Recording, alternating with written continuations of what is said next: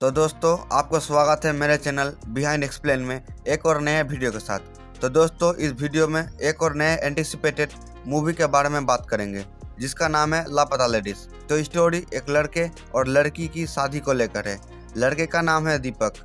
जब वो शादी करने आता है अपनी बारात लेकर, तब दुल्हन की फैमिली चाहते हैं कि शादी से पहले दामाद जी अपने शानदार भविष्य के लिए मंदिर में पूजा करे, जिस वजह से दीपक अपने पूरी फैमिली को वापस भेज देता है और खुद यहीं पर रुक जाता है। तो अगले दिन अब मंदिर में पूजा पूरी तरीके से संपन्न हो जाती है।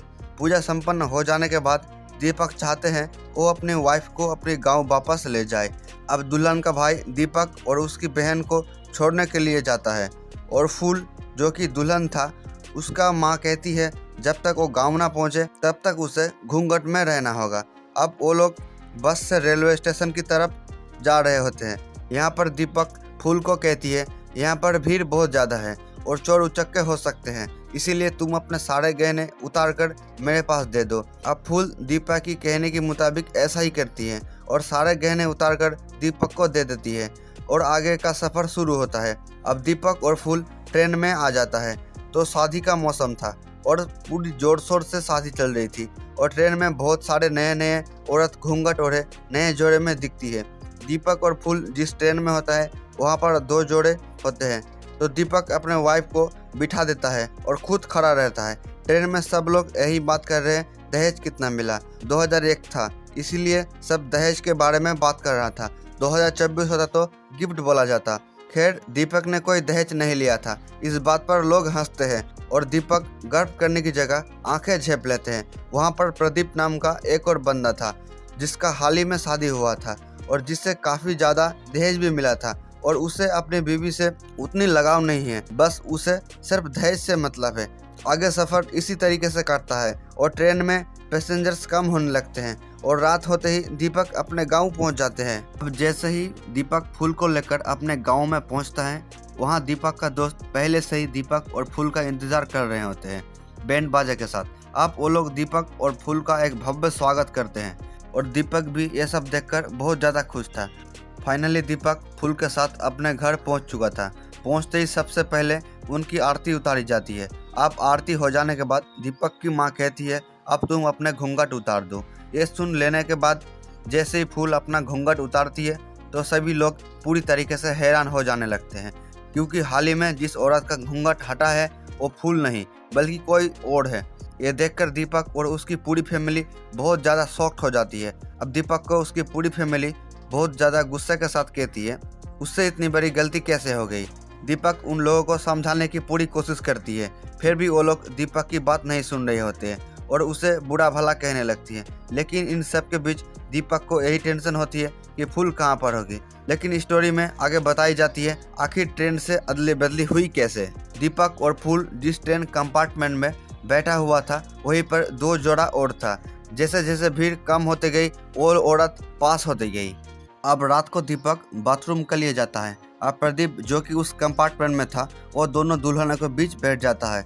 अब दीपक वापस आकर अपनी जगह पर बैठ जाता है। अब जैसे ही उनकी ट्रेन स्टेशन पहुंचता है वैसे दीपक हड़बड़ाहट के साथ बाहर आता है और फूल की जगह पर वो पुष्पा रानी को लेकर आ जाता है। अब दीपक पुष्पा को कहती है आखिर तुमने कुछ बोला क्यों नहीं। अब पुष्पा कहती है मुझे कुछ दिखाई नहीं दे रहा था, जो कि इतना बड़ा घूंघट जो था। दीपक का घरवाले पुष्पा से उनके गांव का नाम पूछती है, जिस पर पुष्पा कहती है कि वो गंगापुर से है और गंगापुर नाम का बहुत जगह है और पुष्पा को एग्जैक्टली नहीं पता कि वो किस गंगापुर से है और ना ही उसे अपनी ससुराल की गांव का नाम याद है। अब दीपक की घरवाले डिसाइड करती है कि जब तक फूल नहीं मिल जाती तब तक पुष्पा यहीं पर रहेगी। दूसरी तरफ हम देखते हैं कि फूल हाल ही में सोकर उठी है और उठते ही वो सबसे पहले दीपक को ढूंढने लगती है। अब दीपक उसे कहीं नजर नहीं आती है। यह देखकर वो ट्रेन से उतरता है और वॉशरूम में जाकर बहुत रोने लगती है, जो कि अब उसे बिल्कुल भी समझ नहीं आ रहा था कि अब करना क्या है।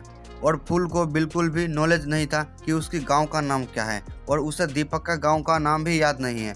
अब अगले दिन की शुरुआत होती है। एक भिखारी जो वो फूल को परेशान करने लगती है।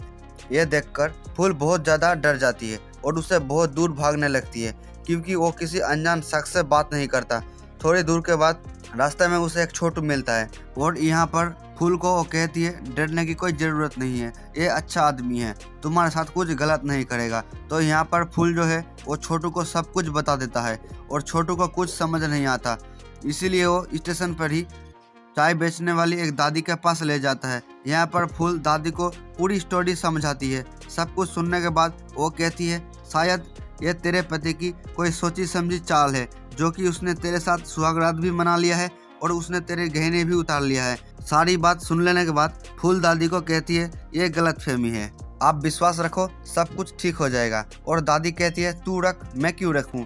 दरअसल दादी को आदमियों को लेकर माइंडसेट एकदम क्लियर है, इसलिए वो किसी भी आदमी पे विश्वास नहीं करता।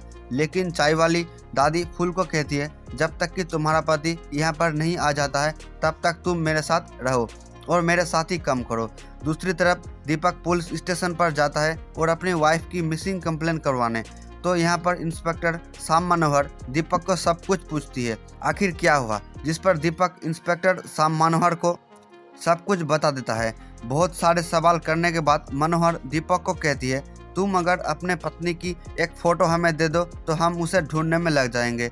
दीपक शाम मनोहर को एक फ़ोटो देते हुए कहती है फूल की मेरे पास ये एकलौती फ़ोटो है।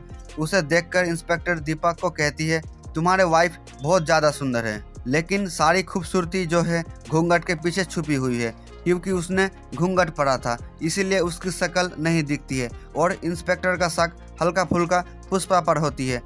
और फिर हम रात को पुष्पा को देखते हैं जो कि रात के अंधेरे में अपनी फ़ोन से पुराने वाले सिम को निकाल कर जला देती है और नया सिम डालती है और चोरी छुपे और किसी से बात भी करते हैं, मतलब कि पुष्पा कुछ ना कुछ छुपा रही है।